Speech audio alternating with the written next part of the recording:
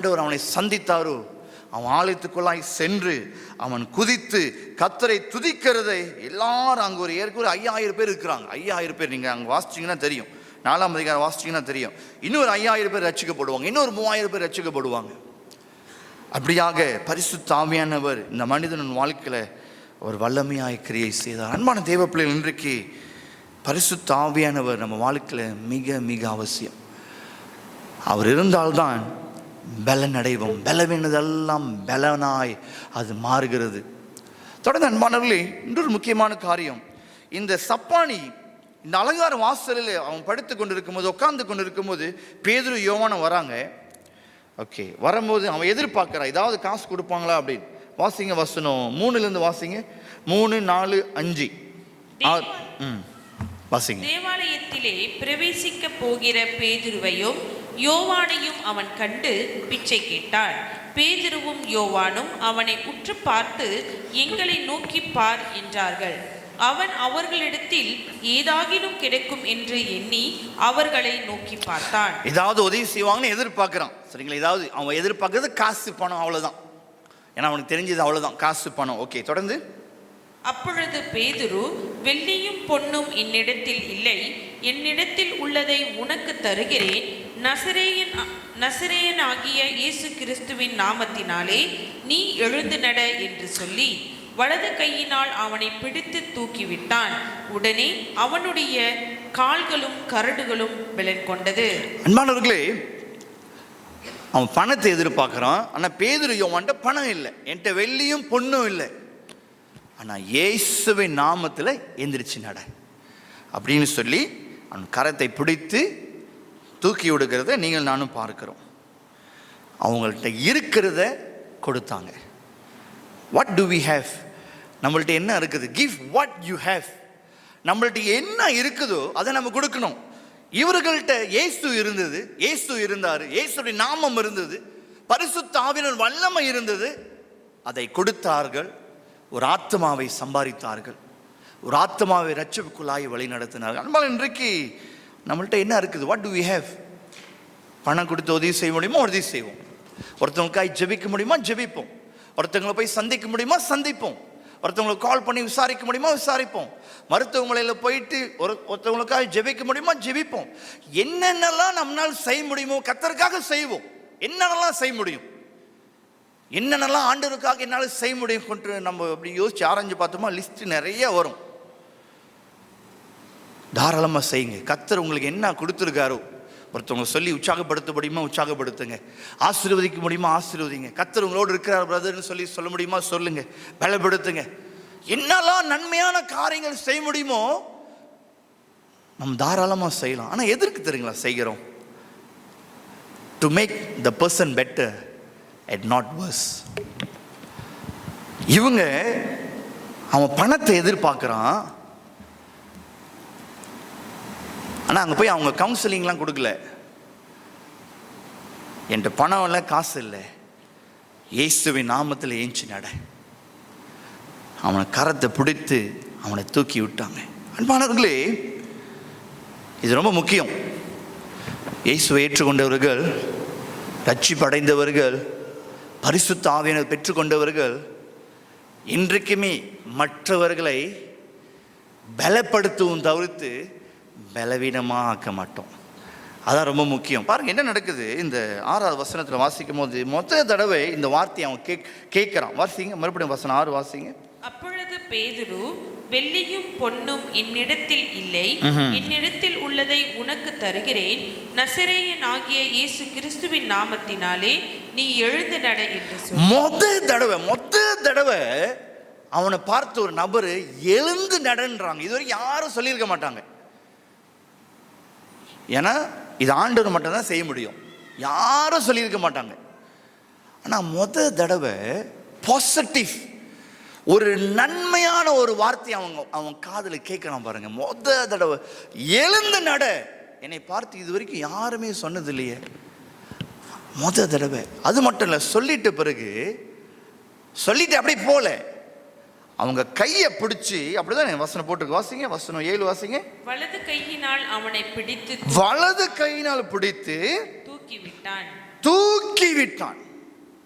வாயில மட்டும் பேசல, வாயில சொல்லிட்டு, அவன் கேட்காத தடவை வார்த்தையை சொல்லிட்டு, ஒரு விசுவாசமான வார்த்தை, ஒரு பாசிட்டிவான வார்த்தை, ஒரு நம்பிக்கையான வார்த்தை, பலப்படுத்துகிற வார்த்தை, அந்த வார்த்தை அவன் வாழ்க்கையில கேட்டிருக்கவே மாட்டான்.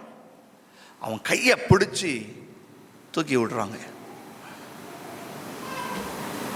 இதில் என்னத்துல நான் கற்றுக்கொண்டேன், believers who have received the power of the Holy Spirit always helps people to move forward.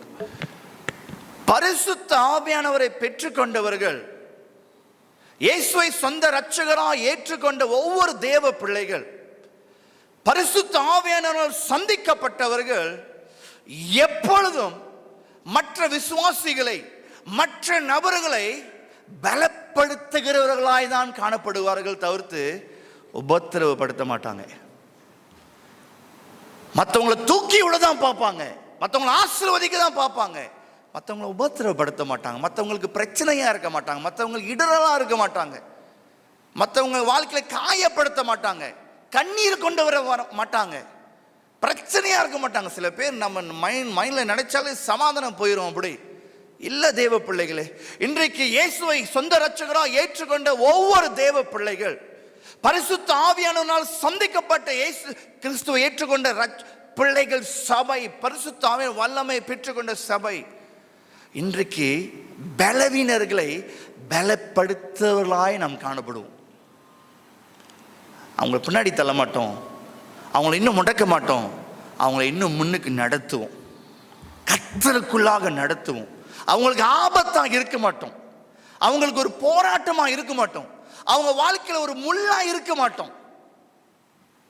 பிசாசு தான் நம்ம வாழ்க்கையில முள்ளா இருப்பான், நம்ம இருக்க மாட்டோம். நம்ம வாழ்க்கையில போராட்டமாவே இருக்க மாட்டோம், அவங்களுக்கு ஆசீர்வாதமா இதான் இருப்போம். அவங்களுக்காய் ஜெபிக்கிறவர்களாய் காணப்படுவோம், அவர்களை பலப்படுத்துவர்களாய் காணப்படுவோம், அவர்களை எப்படியாவது முன் செல்ல வைக்கதான் முயற்சி எடுக்கிறவர்களாக நீங்கள் நானும் காணப்படுவோம். இதுதான் பரிசுத்த ஆவியினால நிரப்பப்பட்ட சபை, பரிசுத்த ஆவியினால வழி நடத்தப்படுகிற தேவ பிள்ளைகள். அன்பானவர்களே, இன்றைக்கு நம்மளை ஆராய்ந்து பார்ப்போம்.